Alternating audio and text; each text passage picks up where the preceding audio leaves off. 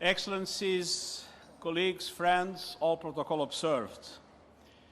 It is an enormous pleasure to be with you at this magnificent venue on the eve of the opening of the Intergovernmental Conference to adopt the Global Compact on Migration. And I have to say that, knowing that a few weeks before there was nothing here, it is a fantastic miracle due to the extraordinary capacity of our Moroccan hosts to have such a beautiful convention center built out of nothing in a few weeks. So I want to say how much I admire the work that was done. And I know now that when we'll have to organize a conference center in a quick, with a quick period of time, I will ask Moroccans to come and do it for us. Your Excellency, Minister for Foreign Affairs of Morocco, Nasser Bourita, we are grateful for the outstanding hospitality shown by the government and people of Morocco. We have so warmly welcomed us to Marrakech. And I also thank everyone for your commitment to agreeing a common approach to international migration in all its dimensions. Your participation in this conference is a clear demonstration of the importance our global community places on the pursuit of the better management of international migration through a cooperative approach that is grounded in the principles of state sovereignty, responsibility sharing, non-discrimination, and human rights. Many months of inclusive dialogue have produced an impressive document on one of the most pressing global challenges of our times.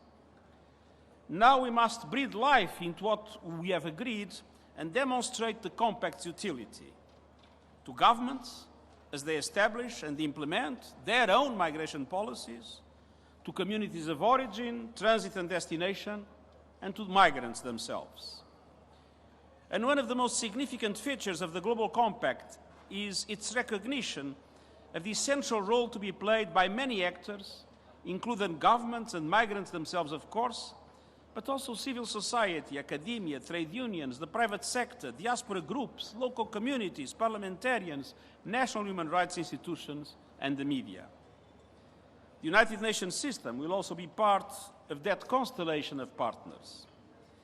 With this in mind, we have decided to establish the United Nations Network on Migration, and this will mobilize the full extent of our capacities and expertise to support EU member states in this vital endeavor. I am grateful to my Special Representative, Louise Arbour, for overseeing the network's creation. And I would like to thank the United Nations colleagues throughout the system, from the Secretariat to the agencies, funds and programs, for committing to this new way of working. Allow me to highlight some of the network's core features. First, it will focus on collaboration. Second, the International Organization for Migration will play a central role. And I welcome the presence here this evening of an old friend, the new Director General of IOM, António. Third, the network will have an agile and inclusive structure. Fourth, the network will support member states and complement rather than duplicate other initiatives. And fifth, the network will embody the diversity that is the hallmark of the United Nations and an openness to working with all partners at all levels. I am extremely confident in the leadership and the members of these new arrangements. And I commend the network to you as a visible sign of the United Nations system's commitment to working with you in the implementation of this historic global compact. Thank you very much.